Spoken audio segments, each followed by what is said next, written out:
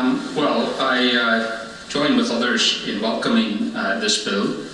It's been a long time in gestation. It was once heralded by the previous Secretary of State, who's now the deferred Secretary of State, as a normalisation bill. And we heard about this forthcoming bill in many, many meetings with him and others at the NIO. And we were led to believe that it would contain all sorts of wonderful and amazing things for Northern Ireland.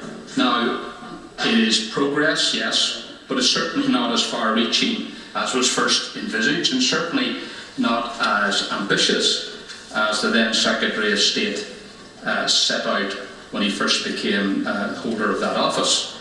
Of course, the previous Secretary of State also said many other things, and I'll be coming on to deal with those, as for instance on the allowances for Sinn Féin members. We talk a lot about dual mandates, but the issue of non-representation and the non-fulfilment of a mandate is equally important.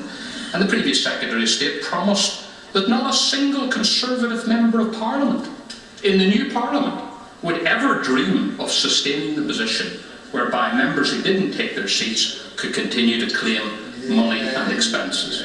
But shortly, hopefully, this House will have the opportunity to consider that matter further as we consider that issue.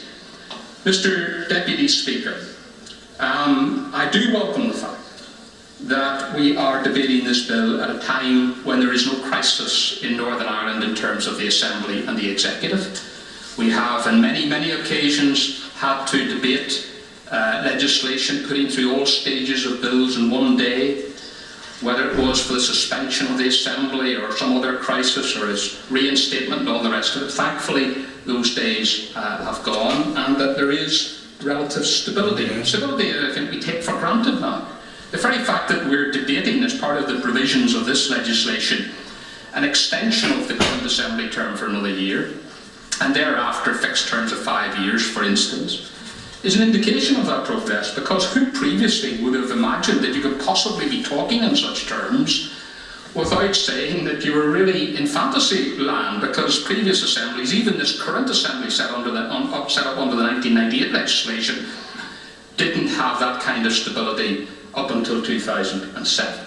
So we have a lot to, I think, be grateful for, and I think we should reflect in this debate and in other debates as well, the progress that has been made in Northern Ireland, and we should not take it for granted, and we should remember that there is still work to be done to ensure that that stability continues. And of course we do, as the Secretary of State and the Shadow Secretary of State mentioned, we do meet in the context of a very propitious background and context. The G8 summit, which was enormously successful in terms of its hosting by Northern Ireland, the tremendous work which has rightfully been paid tribute to by the PSNI, the security forces in the Irish Republic, and many, many others, and also the help given from other British police services and other security services as well.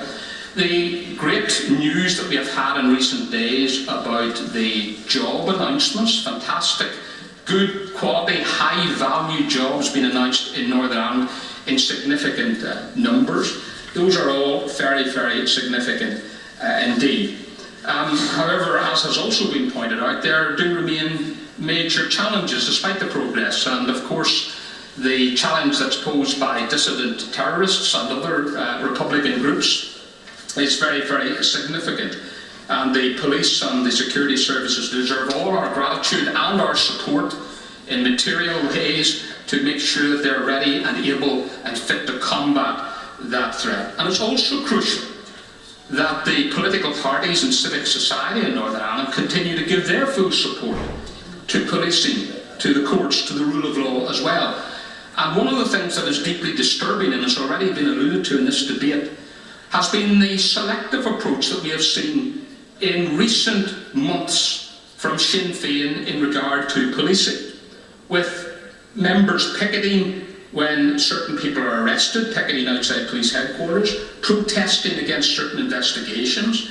And now we've had the incident that's been referred to, that the chairman of the Select Committee referred to, and others have referred to, when a Sinn Féin minister in the executive and a Sinn Féin member of the policing board, Gerry Kelly, both seen openly obstructing police, clambering on police vehicles at a peaceful parade being held last Friday in my constituency in North Belfast. And clearly there is outrage at this loutish and hooligan behaviour.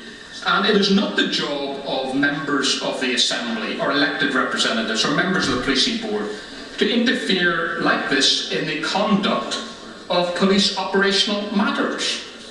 Holding the police to account, as Gerry Kelly seems to think, is not a question of clambering on a police vehicle and trying to stop the arrest of someone. It's doing your job in the policing board, asking questions. It's coming to this house, if you're elected to it, and asking questions. Not this kind of vandalism, loutish behaviour and hooliganism that we have seen. And I have written to the Chief Constable today to ask what action he's going to take to investigate fully and to make sure that action is taken against those who engage in this kind of provocative and insightful behaviour, which could have resulted in serious trouble, because as we saw on the night, this actually involved others then becoming involved in attacking a police vehicle.